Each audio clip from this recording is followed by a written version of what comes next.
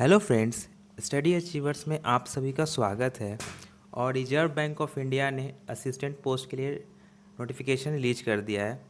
लेकिन मैं आज इस पे ज़्यादा डिस्कशन नहीं करूँगा क्योंकि सुबह से लेके आप लोग बहुत सारे यूट्यूब चैनल्स और टेलीग्राम ग्रुप पे सिर्फ इसका डिस्कशन ही देख रहे होगे।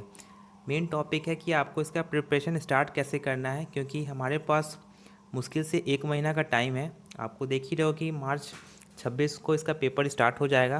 तो 1 महीने में हमारा क्या स्ट्रैटेजी होना चाहिए इस प्रिपरेशन के रिगार्डिंग। लेकिन एक ओवरव्यू मैं आपको दे देता हूँ कि इसका जो एग्ज़ाम होगा वो मार्च 26 और 27 को होगा। आप नोटिफिकेशन में इसका जो एप्लीकेशन फॉर्म फिलअप का डेट है वो 17 फरवरी से लेके 8 मार्च तक के है डेट में आप अप्लाई कर सकते हो। और सीट 950 है। आप अपना जोन देख लेना, आप जिस जोन से बिलोंग करते हो उस जोन से फॉर्म डाल देना। ये एक ओवरव्यू था। बाकी सारा जो नोटिफिकेशन होगा वो अदर जो जॉब बैंक्स की वैकेंसी आती है उसके ही बराबर है। वही आपका रिजर्वेशन सिस्टम होगा और एप्लीकेशन फ़ी उसी के आसपास होगा। तो वो सब डिस्कशन करने का कोई फ़ायदा नहीं है। अब इसका स्ट्रैटेजी देखते हैं कि कैसे इसका प्रिपरेशन करना चाहिए हम लोग को। सबसे पहली बात कि आपको अब टाइम नहीं है, कल से डेली एक मॉक देना। और मॉक किस लेवल का देना वो मैं बता देता हूँ। देखो, आरबीआई असिस्टेंट आप देख ही रहो, कट ऑफ जो इसका जाता है वो 90 से अबव जाएगा, इतना आप जानते हो। तो इसके प्रिपरेशन के लिए आपको स्पीड चाहिए सबसे पहली बात। और स्पीड आपको तभी आएगा जब आप मॉक्स लगाओगे। आप जितना ज़्यादा मॉक लगाओगे आपका उतना स्पीड आएगा, उतना एक्यूरेसी आएगा। मॉक के लिए डेली एक मॉक देने का प्रयास करो। और मॉक का लेवल जो होगा वो इजी टू मॉडरेट होना चाहिए। याद रखिएगा, इजी टू मॉडरेट, ये नहीं कि आप डिफ़िकल्ट लेवल का मॉक लगा रहे हो, उससे स्पीड आपका नहीं आएगा। आपको एग्ज़ाम के रिक्वायरमेंट के अनुसार आपके हम लोग अपने आप को पढ़ना है। डेली एक मॉक आरबीआई असिस्टेंट का लगाओ या आईपीएस क्लर्क प्री का लगाओ या कोई भी क्लर्क असिस्टेंट या क्लर्क प्री का लगाओ, लेकिन प्री का ही मॉक लगाना। और जब मॉक लगाओ उसको हर एक क्वेश्चन 100 क्वेश्चन होते हैं, 100 क्वेश्चन को ही आप एनालाइसिस कर लो। जो आपसे नहीं बना वो आप देख लो क्या उसमें दिक्कत था। अगर उसमें कुछ आपको डाउट होगा तो यूट्यूब चैनल्स बहुत सारे आपको यूट्यूब चैनल मिल जाएंगे जिसमें आप उस डाउट को क्लियर कर सकते हो उस टॉपिक से रिलेटेड। तो डेली कल से एक मॉक देना, इजी टू मॉडरेट। जहाँ तक इसका सोर्स की बात करें तो आप अड्डा से देना, मैं रिकमेंड करूँगा ये। और लेकिन याद रहे कि आपको जो मॉडरेट लेवल का मॉक होना चाहिए, हार्ड मॉक नहीं होना चाहिए, ठीक ना। लेवल उसका इजी टू मॉडरेट होना चाहिए। आपका इम्प्रूवमेंट धीरे धीरे आएगा। आप हर दिन एनालिसिस करना मॉक देख के। रीजनिंग की बात करता हूँ, देखो मैं अभी सिर्फ 3 सेक्शन की बात कर रहा हूँ, रीजनिंग, क्वांट्स और इंग्लिश। बाकी जो कंप्यूटर जी है वो मैं कुछ दिन बाद आपको अपलोड करूँगा कि उसका प्रिपरेशन कैसे करना है।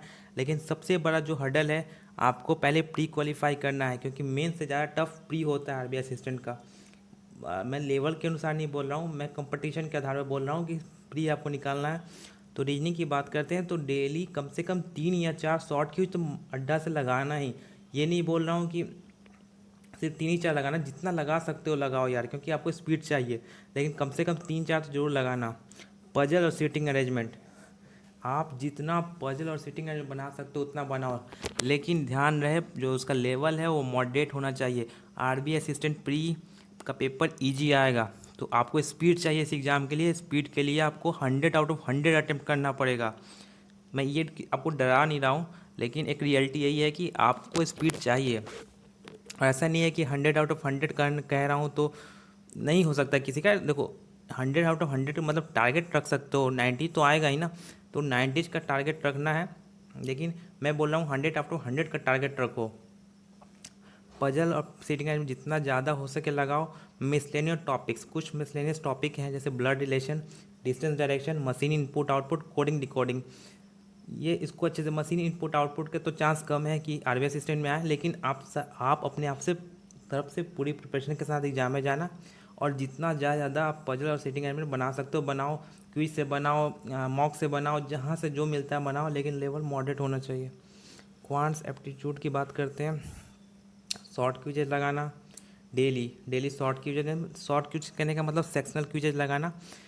और क्वांट्स की बात करें तो जितना ज़्यादा सिंप्लीफिकेशन और अप्रोक्सीमेशन, इस पे जितना ज़्यादा आप वर्क करोगे आपको क्वांट्स में स्पीड उतना आएगा, ठीक ना।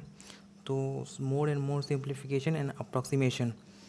और यहाँ तक कुछ टॉपिक की बात है जो मेमोरी बेस्ड पेपर आपके होंगे तो अमर सर का आप फॉलो कर सकते हो, जो मेमोरी बूस्ट आरबीआई असिस्टेंट के पेपर हैं, तो अमर सर को आप फॉलो कर लेना। मैं उन्हीं को फॉलो किया, इसलिए मैं आपको रिकमेंड कर रहा हूँ। इंग्लिश की बात करते हैं, एडिटोरियल्स, ठीक है, क्योंकि इंग्लिश आपका तभी इम्प्रूव होगा जब आपका रीडिंग अच्छा होगा। रीडिंग एडिटोरियल्स डेली सुबह उठने के साथ इसकी हैबिट बना लो कि सबसे पहले तो मॉक देना है, उसको एनालाइज कर लो, देन मैंने जो बता रहा हूँ वो उसको ऐसे ही करना। सेक्शन क्विज लगाना। मैं जब प्रिपरेशन करता हूँ तो उसमें राज्यसभा टीवी था, अब उसका नाम चेंज होकर संसद टीवी हो गया, तो उस पर डिबेट देता है, आपका करंट अफेयर्स के टॉपिक पे होता है, आप उसको भी देख सकते हो। आपका इंग्लिश इंप्रूव में होगा, उससे काफ़ी इम्प्रूव मेरा भी हुआ था, तो आप लोग का भी होगा। और अपने रीडिंग एबिलिटी पर वर्क करो, ठीक ना।